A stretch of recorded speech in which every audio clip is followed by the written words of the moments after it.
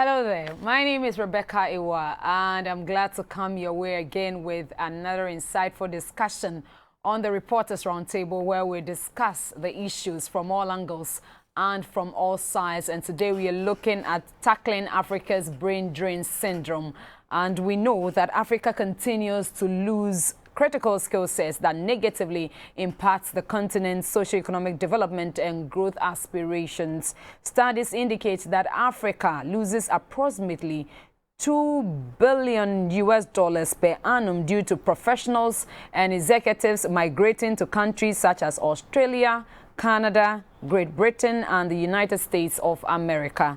While Africa is significantly losing from brain drain, the host countries for immigrating Africans embrace it as brain gain. For example, Canada benefits approximately $384 million per annum, whilst the United States of America benefits approximately $846 million and $2 billion for Great Britain for the socio-economic contributions of African professionals. What is accounting for this and how can we deal with this quagmire? My guests and I are seated and we will need your thoughts to complete the discussion via SMS or WhatsApp on 0557 446 429. 0557 446 429. In studio, I have George Ramsey Benemba, who is the chief editor for Ghana News Agency. Cliff Ekufo is also a chief reporter with the New Times Corporation Publishers of the Ghanaian Times. My friends, good to have you once again. Good to have you too.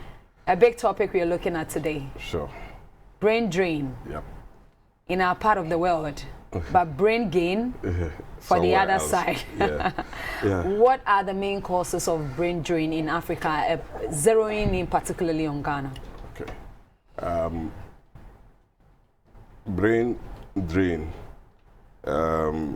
The major causes, there are so many in the system, but we have major ones as political instability. In fact, instability in general, not just political, but it could even be internecine wars, or it could even be tribal conflict, which can send a lot of people out.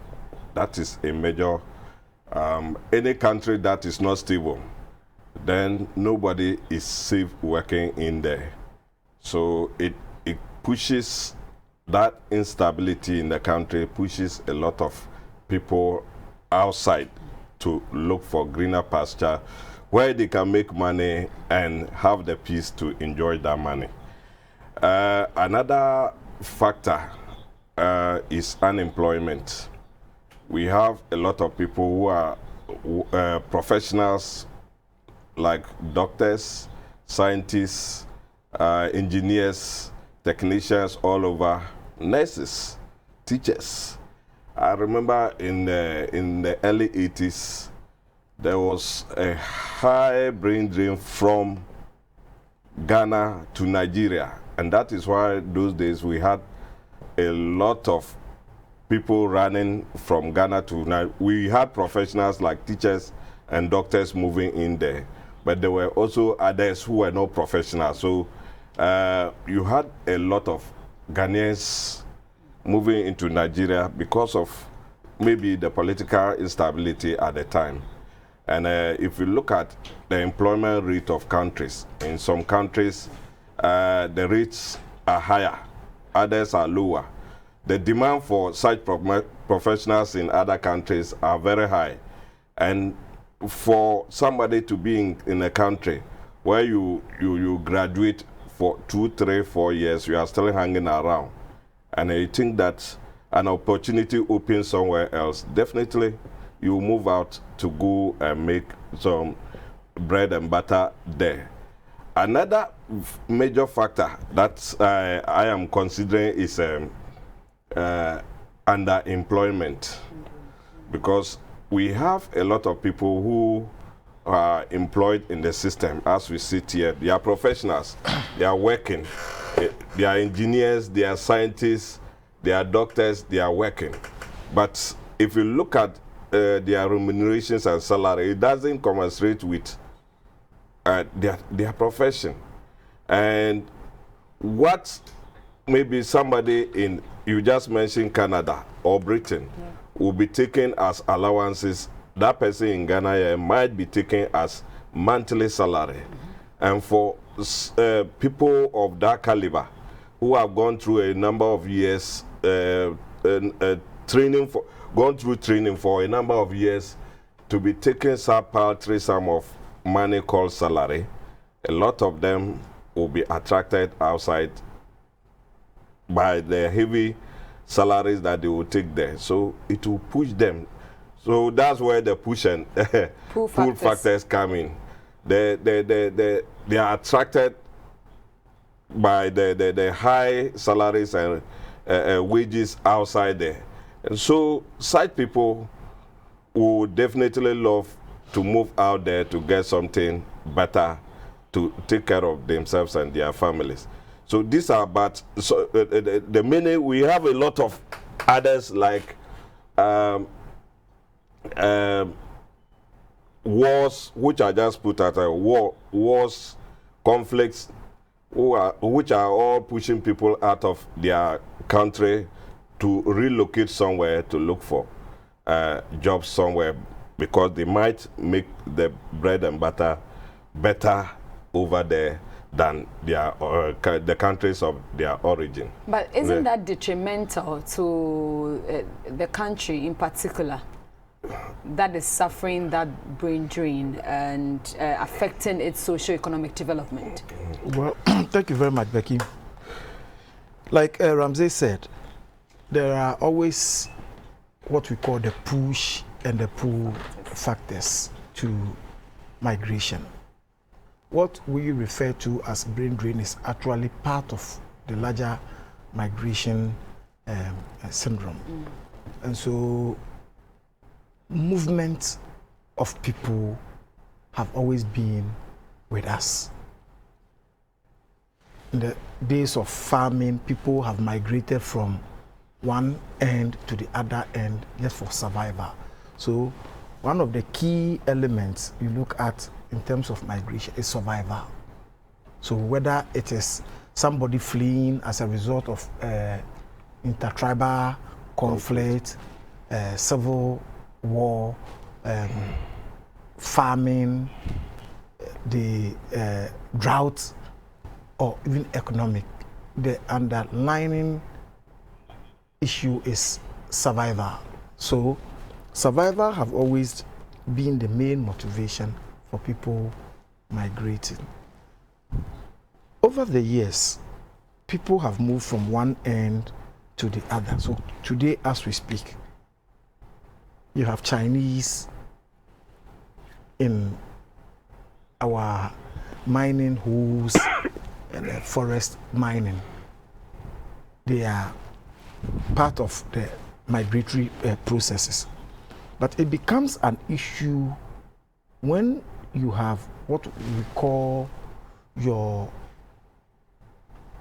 skilled labor moving in droves, because it is believed that you need that skilled labor as the foundation for your development as a society. So you realize that most countries, once those who fall below the skilled labor move, others put in measures to ensure that they retain as many as possible their skilled labor, because they then determine the direction in which the country move. Over the years, we have suffered this issue about brain drain. I remember even under this Fourth Republican, prior to the year 2000, especially our doctors and nurses were moving in droves as a result of the economic conditions, and then also the conditions of their work.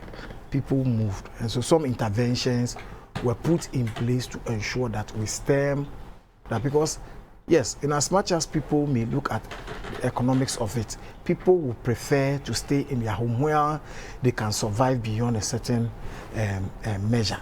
They will prefer to stay. They may not necessarily get everything they desire, but there is a minimum threshold that everybody will say, okay, once I'm getting this, after I live in my own country, I have the freedom to do whatever I want to do at any point in time, so I would say.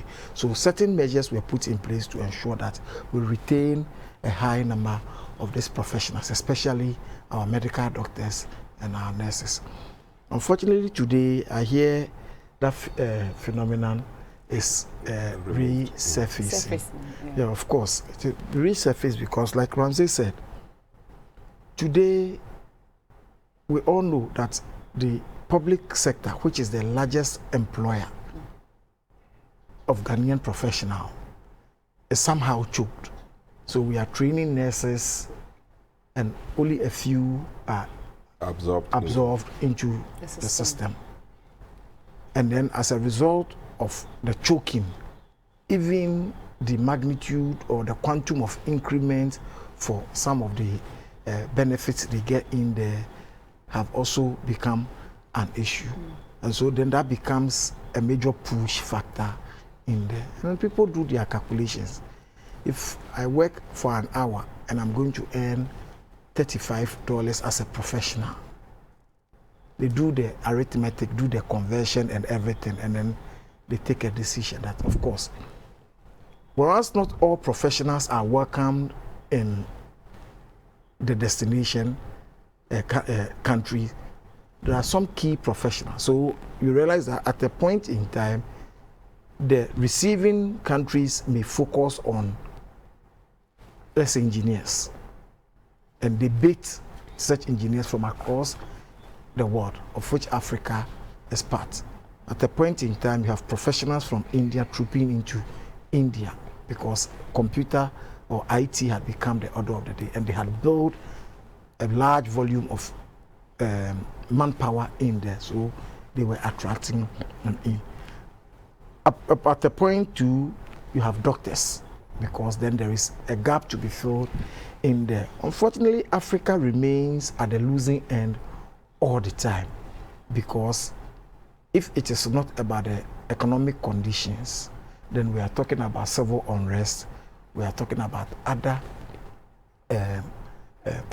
factors that actually act as a push for us to move.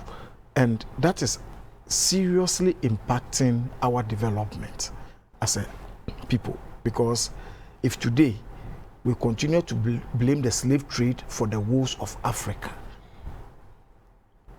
that was a kind of a brain drain, because your able-bodied, well-thinking, all of them shipped in there. And anytime you go through Black history, you actually appreciate the contribution of these slaves to the development of America and Europe. Today, it is not in the form of slave trade, but still they have found a mechanism to continuously attract your best brain to help them in building their society. So Africa continues to remain at the losing end, and that is impacting negatively on our development as a continent.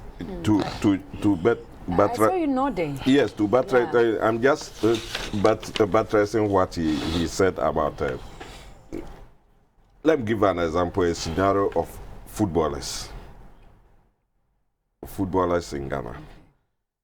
Years back, Ghana Premier League was one of the best in Africa. Yeah. We used to have one of the best Premier League, and that is why teams like House of Folk, Kotoko managed to win a lot of laurels outside because they were attractive. They had a lot of players, very good players. They even attracted some of the players from other African neighboring countries. That boosted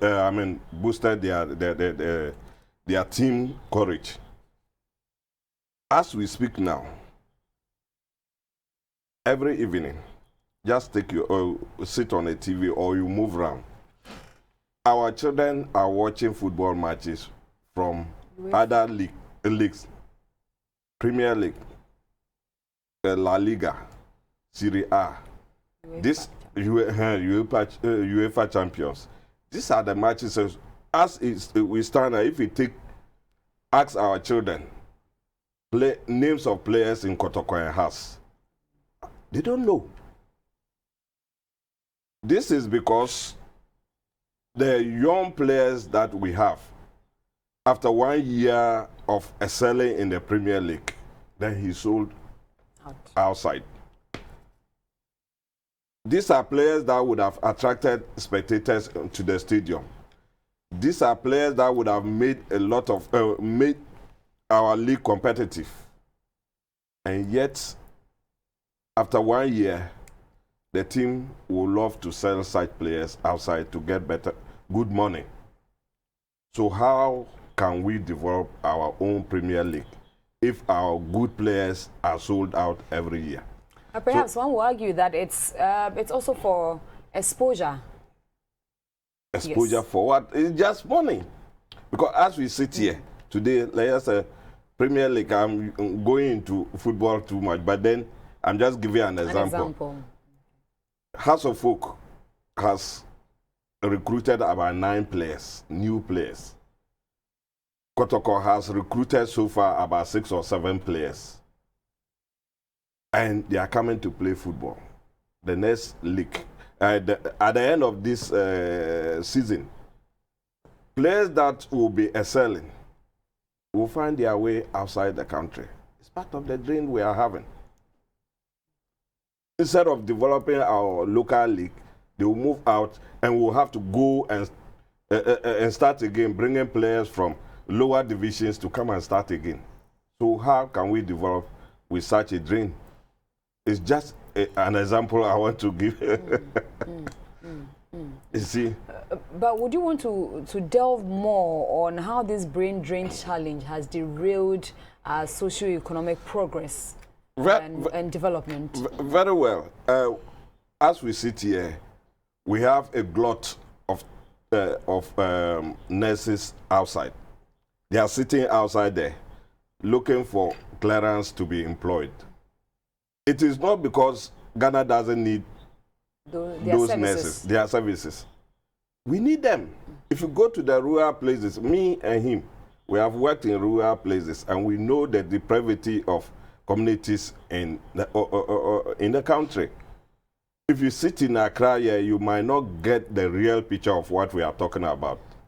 If you go to the communities, a community is not looking for a hospital. They are not looking for a clinic.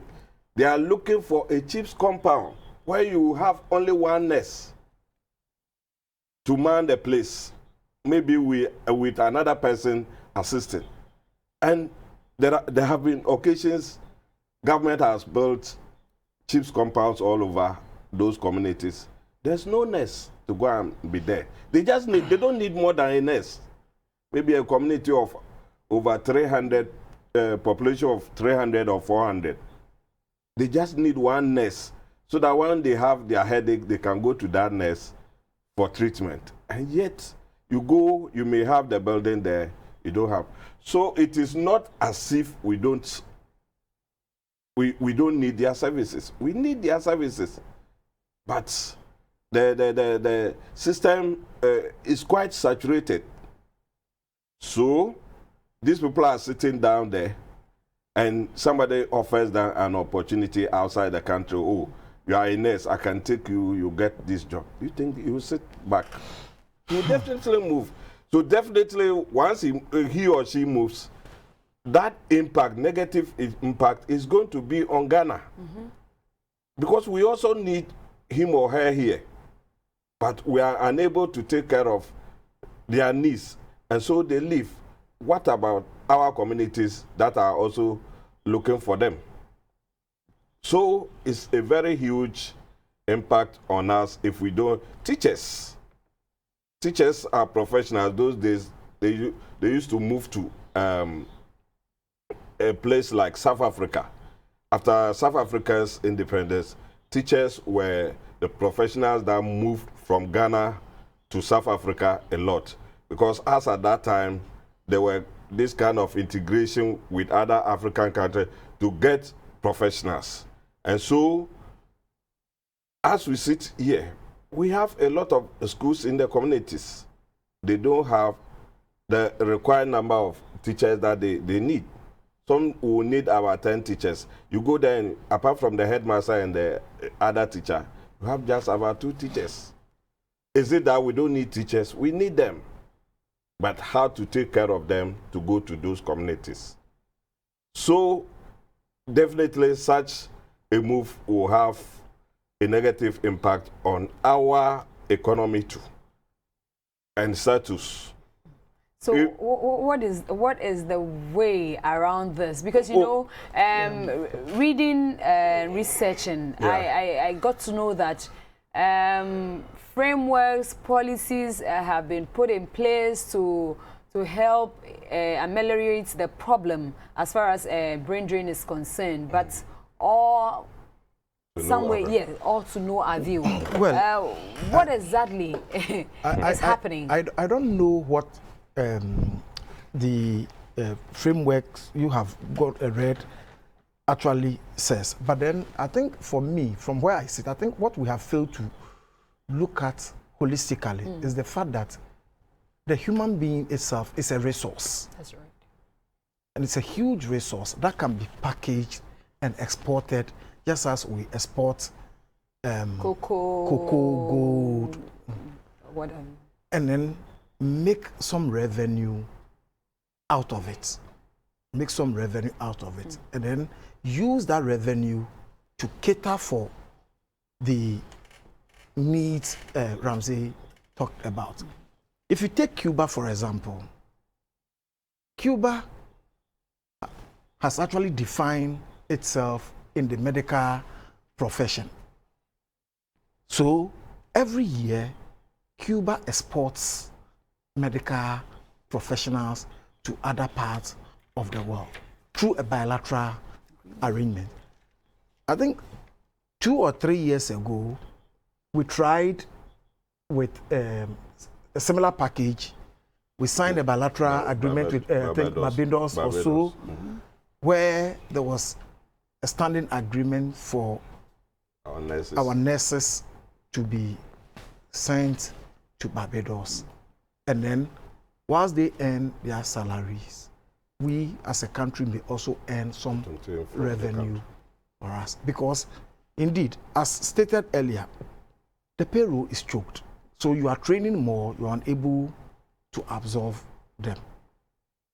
I believe policymakers must critically look at that particular arrangement again. Because most often, when it comes to our professionals, it is those in the medical field. I said in the early 2000s, one of the measures taken was to give some incentives as a retainer for some of our doctors and nurses. And it actually did work magic, worked some magic. Today, we are falling into the same trap again. Is it possible for us to go back and visit that particular policy where there have been abuses? Is it possible for us to reshape the policy and make it fit for the times in which we find ourselves, so that we don't fall into the trap where we begin to go to our hospitals and we are not having medical professionals? Because currently, as we speak, hitherto, after your general practice, for you to specialize, you have to travel outside the country to train. Then somewhere in the 2000s, we took a decision that we'll have to start that kind of training in here, so that those who finish the housemanship and would want to go into general practice, into specialization, are trained here. So we began to train a lot of specialists in the country. That was also another measure put in place to ensure that we don't lose those kind of brains, because that is a specialized area. For somebody to train as a medical doctor, will require not less than 7 years. It takes a lot of brain power. And then after investing so much in that brain, somebody with a stronger pool pulls that person out of your system. Definitely, it is going to impact on your economy. So it is very, very important that I would want us to look at it, the economic aspect of it. How do we benefit? Because it becomes a drain when they go and you virtually get nothing after having spent so much in training them or in building their skills. That's right. Are we going to have a policy where we look at what the needs assessment for other countries are? How do we structure a bilateral so that as we train en masse, we know that every year we will require, let's say, 20,000 nurses. But then, as part of our training, we have in excess of 30,000 or excess of 10,000. How do we now ship the 10,000, make some revenue to continue to support the system? Then that becomes a more formalized system of raking in revenue over the human resource that you have developed as a country. He talked about football. Today, Ghana's football is a pale shadow of what it used to be some 15, 20 years ago, of 20, 30 years ago. Growing up, every stadium, or most of our stadia, were filled to the rafters just because people enjoyed the league. Not because of anything, but because of the quality of players. Today, that football has become a multi-billion-dollar industry, we are losing out. Because, rightly so, the economics of the day implies that everybody uses a local club as a launch pad, a stepping stone to get in there. And so you hear a very good player on the local scene, and then the next moment he is in Azerbaijan. And then you ask yourself, what kind of football is played in Azerbaijan? You hear a very good player shines on the local scene, and then the next moment he is in Vietnam playing football, India playing football. It is largely as a result of the economics of that. And I believe that holistically, we need to look at every sector of the economy. Yes, we are talking about brain. Somebody may say, when it comes to football, it has nothing to do with the brain. But that's a skill. Yeah, it is. It's a skill. Yes, of course. Largely depends on talent, but then it's a skill that is acquired in addition to the talent for you to perfect it. So for me, I think it's good we are having this conversation. The focus must not just be on nurses and doctors or the medical professionals. We must look holistically as a country, because that's why what if football is what will help develop this country? Read about how much Brazil earns on the export of footballers. It's huge. So it's a multi-billion-dollar area. And if we took our time to study, you realize that it is not just your medical professional, that's doctors and nurses, even engineers. At a point in time in the Gulf region, virtually you had engineers, oil engineers from Ghana operating over there, because their skills were not that much required in our country. All right, so I'll come to you, Ram. Let me go for a quick break so that we delve more into the economics of the brain drain syndrome as we have in Ghana and Africa in particular. And we'll be looking at what countries can do to retain or to recall or replace this talent lost as a result of this phenomenon.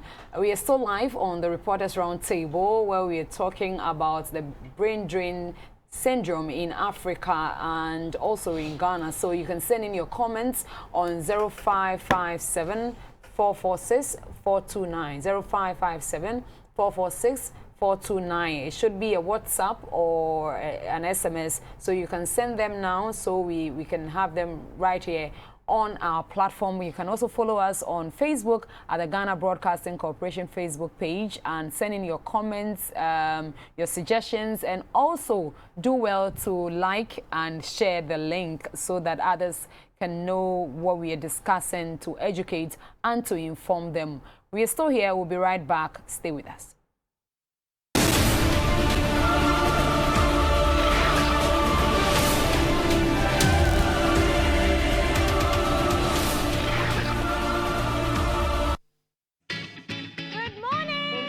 Good morning. It's a good morning, and we serve you breakfast. Not just any breakfast. Sizzling helping. And there's much more on offer on GTV Breakfast. So what's your pleasure than Votrasia at that time of the morning? You want it served buffet style, complimentary breakfast, On-site restaurant. or room service? We've got you covered From Monday to Friday at 6 a.m. with a trusted team. So never skip breakfast. On GTV Breakfast. Hi, I'm Dr. Ted Spear, pastor of the Fundamental Baptist Church International in Kumasi, Ghana. I'd like to welcome you to join us here on GTV every Saturday morning from 6:30 to 7 a.m. Please join us as we discuss the scriptures each and every Saturday morning. God bless you. And nations tremble at his voice. All creation rises.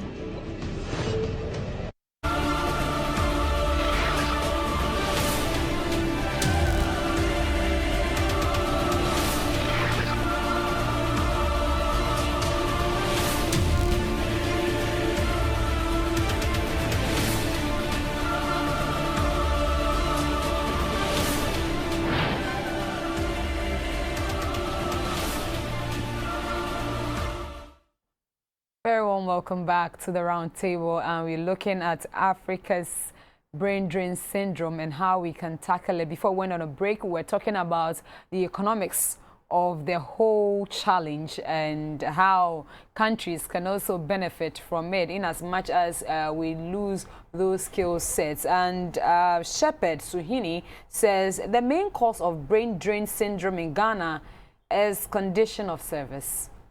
Conditions of service in this country is hard compared to the countries we run to. Recently, there was a revelation that no teacher under GES takes up to $600. Just imagine. Why wouldn't they go to other countries where their services are valued? So that is it. Conditions of service, conditions of service. Shepherd Suhini, thank you for sending us that. Very well. Before we went on a break, Ramsey, you wanted to add on to the economics. The impact. Yes, the impact. And again, tie in the issue of how countries can put in place measures to retain, either to recall or to replace the talent lost. Okay. One major issue or major impact that the country faces anytime we have this brain drain is consultancy fees that government pays to foreigners. Sometimes we have these engineers, architects, and scientists who go out and they are doing their own thing over there. And anytime we need the services of people, because these people are not around, at a point, government will tend to go and hire the services of foreigners. And when they come, they are paid in dollars. If you go and bring somebody from, let's say, Brazil or UK, and you bring him to come and do some consultancy on a project here, definitely he's coming to take in foreign currency. And that is going to impact hugely on our economy than if we were having our own engineers, architects around us. There was a project in Ghana here. Then some of the engineers, that was around 2014, 2015, they made noise that they were engineers, Ghanaian engineers, they were given, is it $200, equivalent of $200 a day. And other foreigners that were consultants that were brought from other countries were taking $1,000 a day. Wow. As consultancy. There's, I don't want to mention the project now because it's Ghana gas. Oh no, it's not Ghana gas. And we're like, so are we demeaning our own people? What is it that our Ghanaian engineers or architects cannot do that these people are doing? Then you pay them. The difference was so huge, about 4 times what the Ghanaian engineers and architects were taking. Even the other workers, the steel burners were also making noise. That what they give them was, what the foreigners were taking was about 5 times what they were taking, and they were doing the same work. So clearly you can see that if we have our own people taking up these responsibilities, taking up these projects, definitely the government will not spend much. The government rather spends so much on the consultants who come from other countries. So the question is, how do we do to arrest this system? There was a time Ghana News Agency published a story on one Prince Bagnaba Mba. He's the president of Forum for Equity in Africa and a human rights organization in Ghana here. And he said something, and that thing is still in my mind. He says that, just like Cliff said, we can make a lot of money from our professionals by packaging them well for outsiders. They'll be there taking salaries, they'll be okay. Ghana will also be taking money on their behalf for the development of Ghana. This is because we can sign agreements.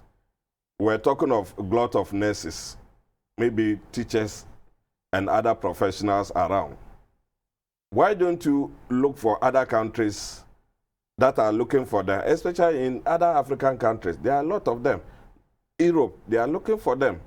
I went to Botswana and somebody was telling me that the first hairdresser that started dressing people's hair in a new, this kind of style is in Gaborone, the capital. It's a Ghanaian. And people were paying money to go and see how she was doing it. And she managed to train a lot of people. They also picked up, and then later on. So if we have people like that, and their demand is so high outside, why don't we package them well? Coming together as a group, government can package them well, export them, take money, and they will still be making a lot of money for themselves. After 2-3 years, they replace them, just like he mentioned Cuba. The Cubans, that's what they, because they know that they have comparative advantage in training doctors. Almost every family in Cuba has a doctor or 2. So the system there is saturated. What they are doing now is to send them to countries like Ghana and others who need them. And we cherish them a lot. When they come, they don't complain like our Ghanaian doctors or nurses. Push them to the communities, they will go because they know what they are getting from there. At the end of the day, they are making some bread because it is better doing that work in Ghana, a community in Ghana, than going back to the country and become redundant.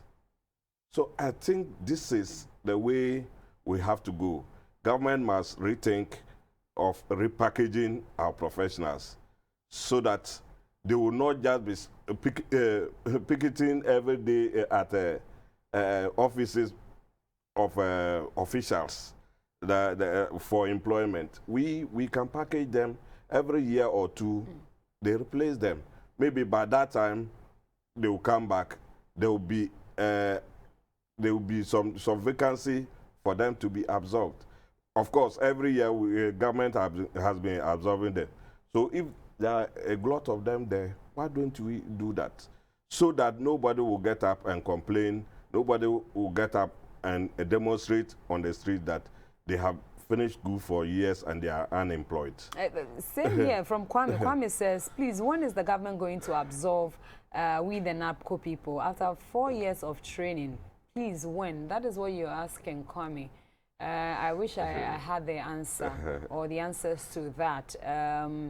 We are discussing this very important topic of brain drain, and these are also what I call one way or the other professionals. Yeah. People who have been trained in their own right, and they don't have a place. Our problem in Ghana is that we don't have a planned economy. Our politicians are not there to improve the lot for Ghanaians, but they are only there for their stomachs. And this one is coming from Kweku in La Paz. Yeah, Kweku in La Paz. Yes, Kweku, thank you so much. Thank you for that one. And Kwame too. Achi Kwesi from Ankase, Dema. What was the name? Dema. Dema. Thank you for the correction. Achi Kwesi from Ankase, Dema says Ghana's brain drain is as a result of poor personnel management and poor human resource. Especially teachers are treated poorly by some directors. And you go to workplaces, it is the same there. Very good and very intelligent human resource, but they are undermined in their offices and they are not used fully to their capacity. So when the opportunity comes for them to go quickly, they don't look back because they are not valued where they are. Okay, Achikwesi from Ankase, Dema. Thank you for that one. So that is what he is saying. So, right. Before Chris comes in. I just want to react to the NAPCO issue. Yeah. You see, when they were posting the NAPCO people to various institutions, a lot of them were based on their professions and their training, their skills that they were having. Yeah. Some too went to places that they were more or less like square pegs and round holes.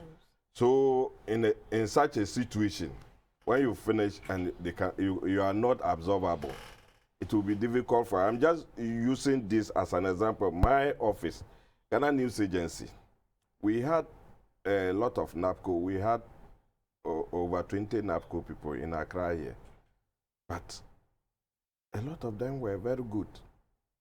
They were writing so well. They were journalists, trained journalists, very good. So when we had the opportunity to recruit, a lot of them were recruited because we needed their services and they were readily available for us. So we employed them. So if you are not lucky and maybe the profession in which you find yourself, you are in a different area, it might be difficult. I'm not doing PR for the NAPCO sector, but I'm just giving GNA as an example because we realized that some of them who came as NAPCO personnel were very good. So when the opportunity availed itself, we absorbed them into the system, and they are now staff of GNA. So sometimes it happens. It depends on where you find yourself and your profession too. Yeah. Cliff, you caught my eye. You wanted to. Oh yeah, I wanted to say something about what Kweku's test. Yeah. And I think Kweku actually summed it. He captured the true essence of why we are where we are. It looks as if from 1957 as a country, we have not taken the measures to properly formalize our economy. Because ordinarily, certain jobs that we consider menial here, our jobs are people travel outside and they happily engage in it. But because it has been formalized in such a way that you feel you belong to the system. Now, let me give you a typical example. Choose a dropout to be a cleaner in an institution where he or she knows she's going to earn a salary.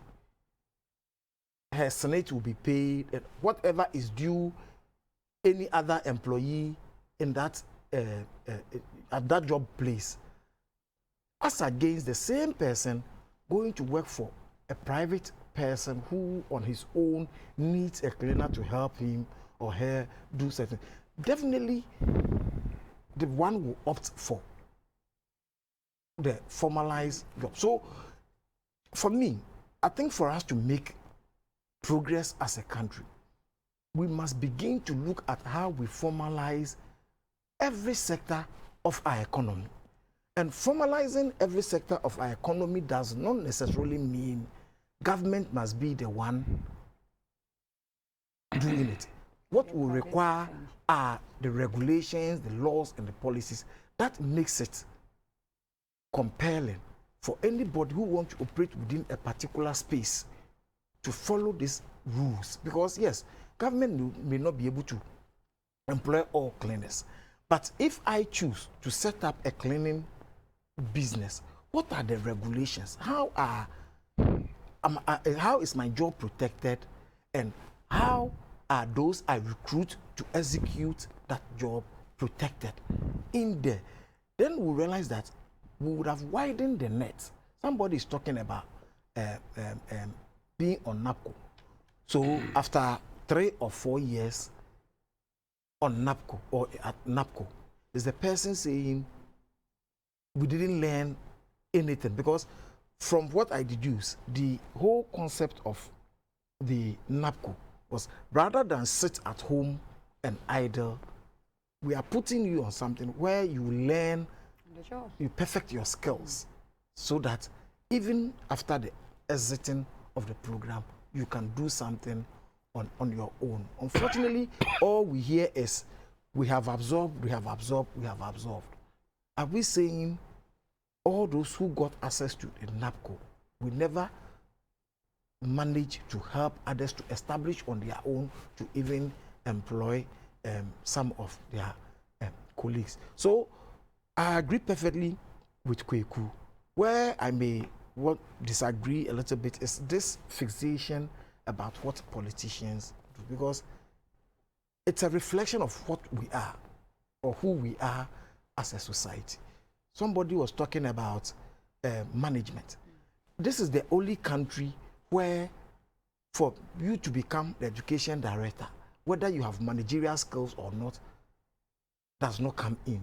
Once you rise through the rank as a teacher, you get to a certain position at all costs, then it is your right to become the headmaster of a school. And as a headmaster of a school, you have other personnel under you that you have to manage. Meanwhile, you have no idea about what goes into human management.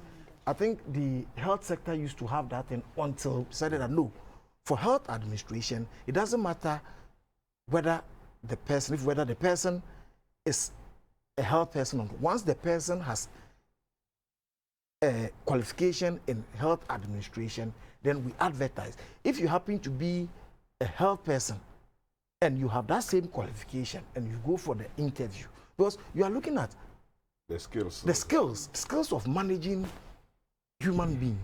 You need the doctors, you need the pathologists, you need the mortuary attendant. You need everybody in there. How do you manage all these people to be able to derive the results you require? That requires some level of skills. Unfortunately, we were built up in such a situation, that such a way that, okay, once I get into this profession, I move from class 1 to class 2, 3 to 4. By the time I get to 6, I know I qualify to become the Director General of GBC. Meanwhile, I'm a journalist. I have no managerial ability. So I think, yes, brain drain. It is brain drain because we are not getting anything out of it. We are not gaining from it. But if we have a system where they go and we are making some returns in terms of revenue, then it would also be a gain and not necessarily a brain drain. But for as long as it exists now, people refer to it as brain drain. But even without the brain drain, how are we galvanizing? How are we ensuring that we fit every sector? Because every sector is very important. At the primary school, we read a book about the arm, the stomach, the legs, and the head, where each of the body parts was claiming to be the most important, only for the other to realize that, no, without the other, you can't function. You need the whole. Can you imagine we coming here and cleaners have decided that they were not going to sweep, they were not going to fit equipment as it should be. The technical men, yes, they will not work. You understand? There was no way you and I would be sitting here for the whole world to be looking at us. So it simply tells you that as a society, the market woman is important, the farmer is important, everybody is important. How do we formalize the system such that the disparities are limited? Right. Once the disparities are limited, because if an MP is taking 30,000 Ghana cedis a month, and as a professional doctor, I am taking less than 5,000 Ghana cedis a month, then the push factors are huge. The pull factors. The pull factor come in. Right. So we talk about digitized economy, and is there a way we can employ or we can use innovation and new emerging technologies to actually bridge that talent gap, and also to bridge that gap of the critical skills shortages that we have in the system, and perhaps reduce the drain to gain? But before you touch on that, this one says, hi, Madam Host. Don't you think it's due to greediness of our leaders who wants to grab everything for themselves? That's a question you are asking, and I believe it's rhetorical. You didn't add your name. This one also from Kofi Annan in Kaswa. Kofi says, our leaders today are selfish, ready to serve their masters, and you put it in quotes, the U.S. capitalists. I don't know how this is causing the drain in our country or in Africa. Yes, it's a typical socialist, I'm sure. Yeah, that's what Kofi Annan from Kaswa sends. New media, innovation. How can we use it to bridge the talent gap, the critical skill sets? The new media is there, everything, the gadgets are there, you can acquire that. All is about resources, because it goes back to the same resources that is dissuading the government from employing them. If you engage them and maybe they are using the digital system to work, fine. It will be a booster. But then, do we have the resources to take care of them? And I think we, as a country, we should have well spelled out rules and regulations that will guide our engagement with the people outside or employment. Just yesterday, I was hearing that government will be training JHS students, senior high students, to be health assistants to nurses in this. So I was like, what of the nurses who are sitting outside? If you don't have permanent employment for them now, can't we use them in that respect for them, just like the NAPCO system? For the meantime, the time that government will get money, and then they will absorb them. Why would they be sitting in the house while you engage just senior high students who don't even have the skills? I'm told the training will be a month or two. So I was saying that if the money that you'll be paying as allowances to those people who cannot take care of the salaries of the nurses, then you can take about a quarter of maybe 100 of them, because you are bringing in, is it 2,000 or 20,000 of the senior high students. Why don't you use that to pay about 5,000 of nurses, engage them, so that you continue picking them till the last person outside there, rather than engaging people who come today, then they may be running back to tertiary for tertiary education.